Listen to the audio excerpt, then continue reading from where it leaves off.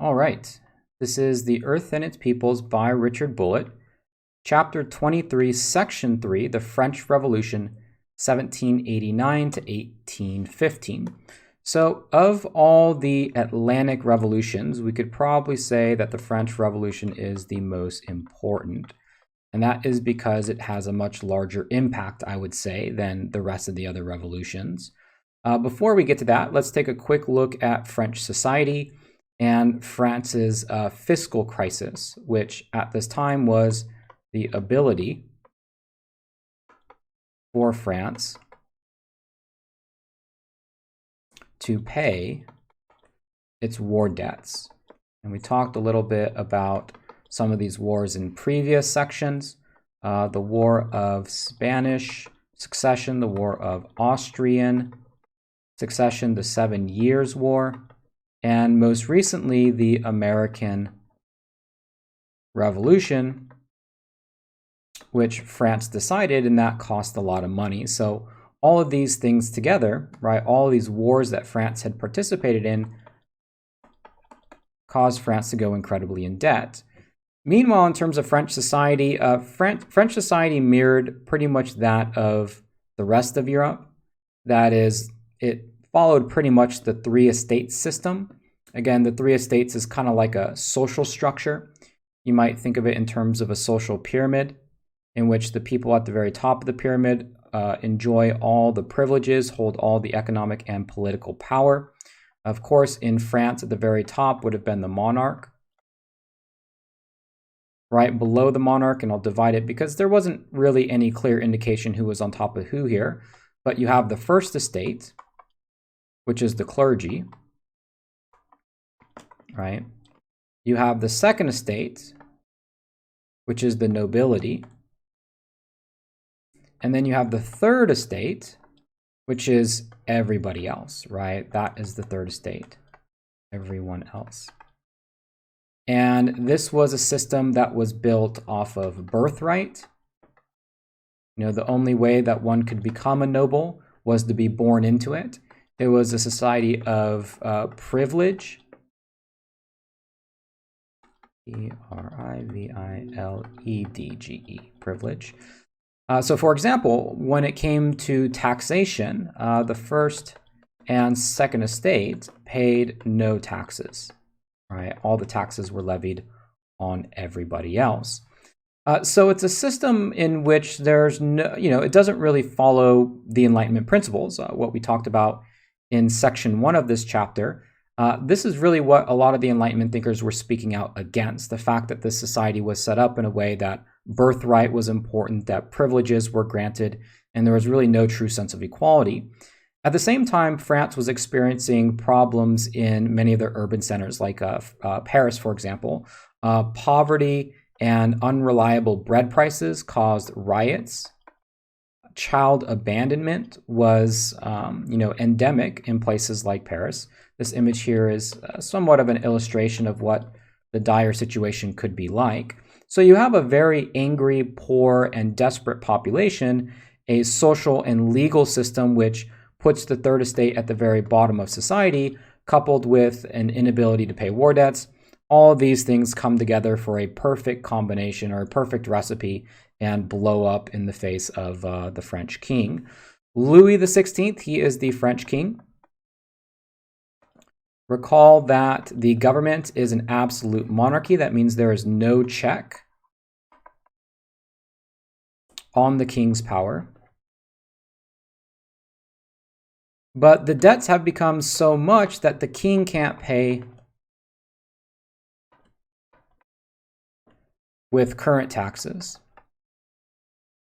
It's true that the French king is absolute, but at the same time, it's not as if he can go out and collect taxes on his own. He still relies on some sort of structure, usually that of granting certain privileges, certain rewards, hiring tax collectors to go and collect taxes on his behalf. But the current sort of method of doing it is not good enough to pay back the money that was required for those war debts. And so desperate to pay back taxes, Louis XVI calls a meeting of the Estates General. Now, the Estates General had been around for a very long time. It is essentially a representative body, so we'll call it a representative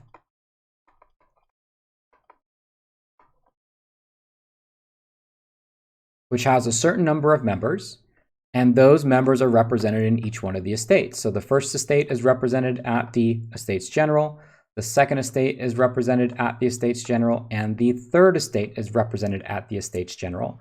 They met at the Palace of Versailles, which is not only where the king lives, but also governs, right? And this is where the Estates General met. Now recall that at the time of this meeting, the third estate, which does include everybody else, does have some very wealthy traders, especially those who are engaged in overseas commerce. So they have become a lot more powerful in the pocketbooks. In fact, there are members of the third estate that are richer and more wealthy than members of the second and the first estate. And also they are very much familiar with Enlightenment principles, like the idea of the social contract, which states that governments can only govern if done through the consent of the people, which, by the way, an absolute monarchy is not a social contract. It is propped up by what was called divine right of kings, which stated that the king is the king because God put kings on earth to rule over men. So this third estate is all too well known, right, with these ideas. And so in the midst of trying to think of or raise taxes in new ways, and by the way, like we mentioned before, any taxes that get raised will leave the first and second state exempt from them. The third estate marches off in protest and calls themselves no longer the third estate, but calls themselves the National Assembly, right? So the third estate calls themselves the National Assembly, which is not just a body that is part of this Estates General, which is a medieval kind of calling of the king's representatives, but in fact the National Assembly was supposed to represent all the French people.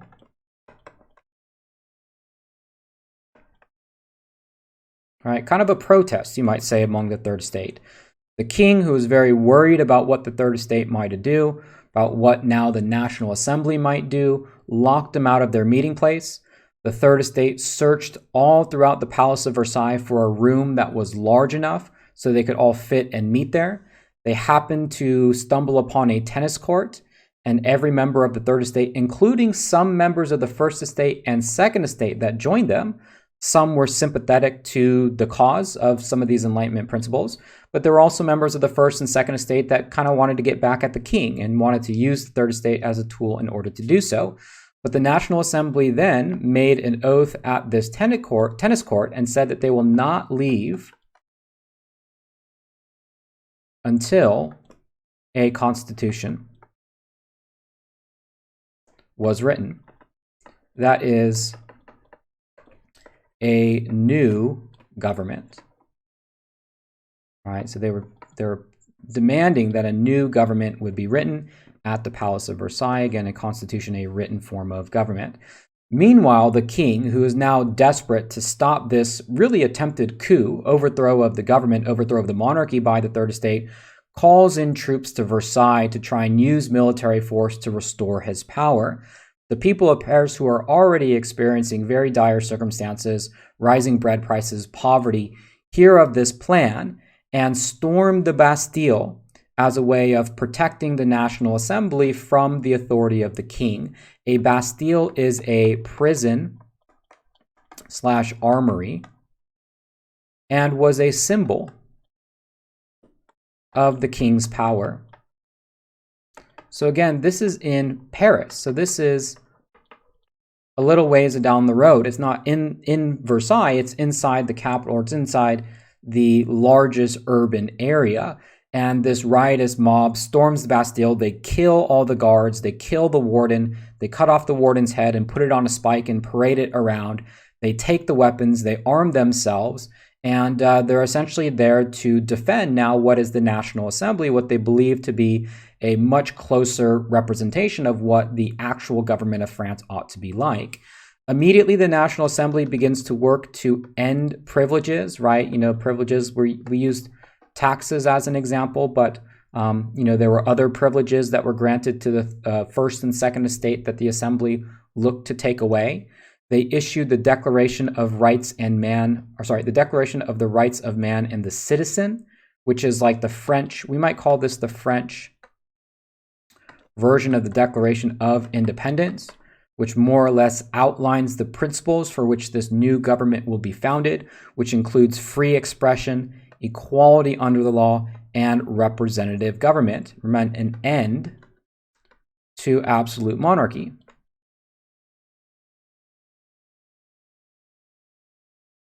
The people in Paris, the women in particular, still worried about the power of the king to upend this movement, march on Versailles, where the king is being held, and bring the king and his family to Paris. Essentially, we could say put the king under house arrest. Right? Put the king under house arrest in Paris. Keeping the king essentially, like a captive while they work out the specifics for what this new government, what this new constitution would look like. The National Assembly creates a French constitution. Among other things, it includes limited monarchical power, right? That is to limit the power of the king. He is not absolute anymore. Open up free trade. So this would be an end to mercantilism. Right, move closer towards free market capitalism, and the seizure of church land, right, to take away church land. Those who were horrified by these actions, right, the nobility, the church, especially, those who are loyal to the king, right, they formed what we might call a counter-revolution. And all across France, factions fought, those who supported the changes and supported what the National Assembly was doing, and those who opposed what they were doing and wanted to instill this old order. Amongst those who were part of this counter-revolution were foreign powers, right? First, it was Austria and Prussia, but would also include other rulers. And when Austria and Prussia threatened to intervene to save the King of France, again, these are two countries that have absolute monarchs too. And the fact that the French people can just arrest their king scared the kings and queens of other countries, because if the French people could do it to their monarch, well then, the Prussian people could arrest their king, or the Austrian people could arrest their king. So they wanted to go in and save the French king, essentially restore his power, restore absolute monarchy. The result was war. And from approximately 1789 to 1815, right, France was essentially at war with everyone, right? Because none of these countries wanted what was happening in France going on in their nations. And one thing that gave France an advantage was the fact that they use volunteer armies. That is, French people fought for France, because now the French people felt like their government was theirs, whereas Austrian troops didn't fight for Austria. Austrian troops fought for the king because the king was the ruler. Prussian troops fought for Prussia. This right here, this move towards volunteer armies, the move towards representative governments that really are ruled by the consent of the people, we're starting to build the roots for a very, very, very important ideological notion, and that is nationalism. And we'll talk about nationalism a lot more, but nationalism might be one of the most powerful forces unleashed on the planet in the past 500 years, maybe even the past 1,000 years. And the fact that the French people were invested in their nation and fighting not just for a king, not just for money, not for themselves, not for their religion, not for their family. They were fighting for a greater cause for France. This was nationalism pretty much born right then and there. So when the National Assembly held elections, the National Convention met, Again, the only difference is that the National Convention was elected, where the National Assembly was just the third estate gone rogue. The National Convention had a couple of issues on their hand. First of all, King Louis XVI tried to escape and got caught and was therefore executed by the guillotine. This was a new execution device. It was considered a lot more efficient. Here you can see, maybe I'll get another color here, but the guillotine pretty much works in that, you know, your person lays down right here, they put their head in the device, and then this blade on top just falls down and beheads them. And that was a much more efficient way of killing people than the traditional way, which was just to swing an axe and try to chop off someone's head. And so once the king was executed, the National Convention, which not only was elected, ruled without a king. And that wasn't the case before. The National Assembly initially had always intended to have a king, but to limit the king's power. So the National Assembly wasn't going to get rid of the king. It was going to be something like England, where the king exists, but in the case of England, Parliament checks the power of the king. The same thing was intended in France, where the National Assembly would check the power of the king. But since Louis tried to escape, he was charged with treason, he was executed, and so therefore France entered a new phase of government called the Convention, in which there was no king. It was purely a legislative and elected body. Now again, one of the biggest problems for the National Convention was the problem of counter-revolutionaries. I might say that there was a lot of maybe like paranoia and anxiety. The threat of counter-revolution was both real and exaggerated.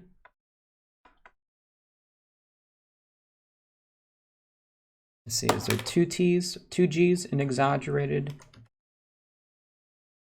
Two G's.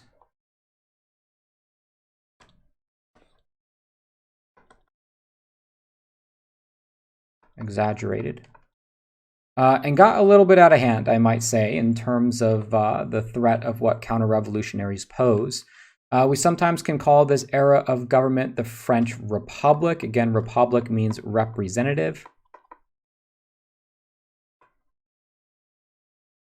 Without a king, right, being the most important part. One faction, the Jacobins or Jacobins.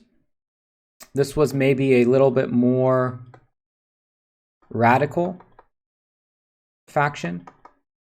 Now, there were a lot of different factions in the French Republic period, all of them who had different ideas in terms of how France should govern, but it was the Jacobins who seized control, and their leader, Maximilien Robespierre, carried out a very strong assault against counter-revolutionaries. So we might call him the Jacobin leader.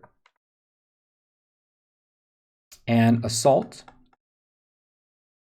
ULT, on counter-revolutionaries.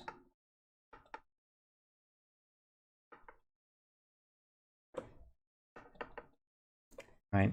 He created the Committee of Public Safety, which was to root out and punish the counter-revolution. And again, when we talk about counter-revolution, what we mean is anybody who is threatening to upend this experiment of creating a democratic and Republican type of government in France. So that might be people who support the king. It might be people who support the church. It might be people who support foreign powers like the Prussians or the Austrians. And it was under the leadership of Maximilien Robespierre that this sort of constant paranoia and assault on counter-revolutionaries led to massive bloodshed. The Reign of Terror is described as when blood ran the streets, or blood ran maybe through the streets.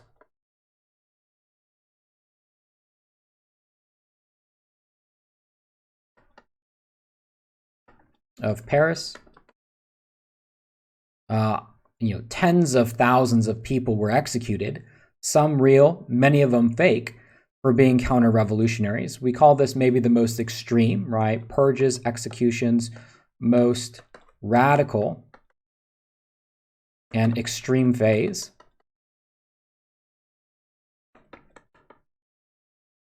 of the revolution, right? Just bloodshed everywhere, right? It was a bloodbath. At the same time, Maximilien Robespierre and the Reign of Terror, it kind of died down a little bit as France achieved more victories on the battlefield. The fear that some sort of revolution or counter-revolution might take place at home subsided. Ironically, Maximilien Robespierre himself was executed by the guillotine, having a lot of the more conservative parts of the National Convention turn on him. So that's somewhat irony. He's responsible for putting so many people to their death, and he himself was executed.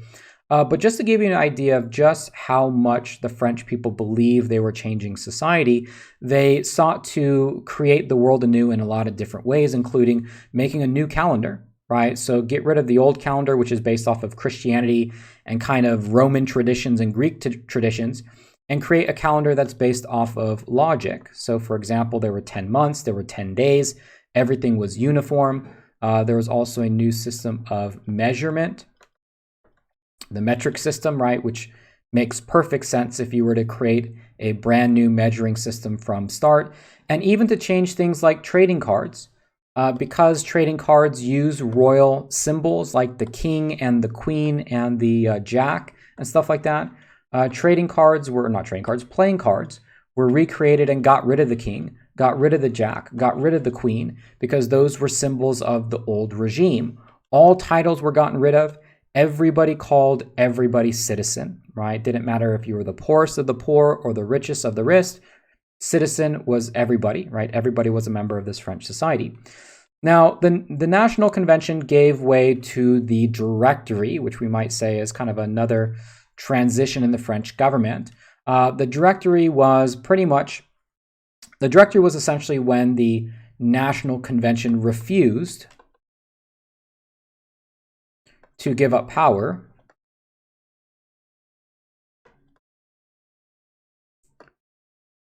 when elections were lost.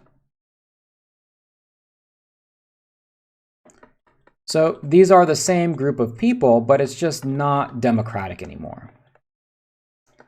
And again, meanwhile, remember 1789 through 1815, France is at war with everybody.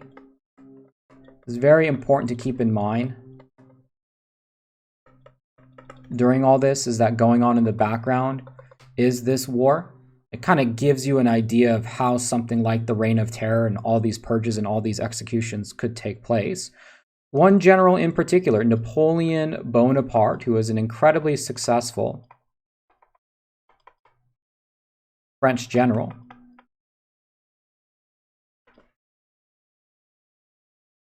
seized power in what is sort of a new form, at least at this time, a new form of government, and that is popular authoritarianism. That is a dictator by the people, for the people, right? So it's not a representative government. It's a government in which there's one single ruler, in this case, Napoleon, but he got his position essentially because he was supported by the people. The people liked the fact that he was very successful on the battlefield. He had defeated pretty much all of his enemies. He was somebody who was born to lesser nobility. He was not really from the first or second estate. He was somebody who rose through the ranks via merit. That was also very important to France's success on the battlefield, is that while other armies continued to staff their positions by birthright and by what estate they belonged to, in the French military, not only was it a military by the people, a volunteer army, but it was also a military that promoted people based off of their merit, despite of what their background was. Napoleon did a couple of things that made him very, very popular with the French people. The Concordat of 1801, we might say, made better relations with Catholic Church, right? A better relation with Catholic Church. And the Civic Code of 1804, protected things like property rights for French citizens. It was incredibly popular amongst the people. And so these were laws that, for the most part, we could say, especially the Civil Code, was really based off of Enlightenment principles.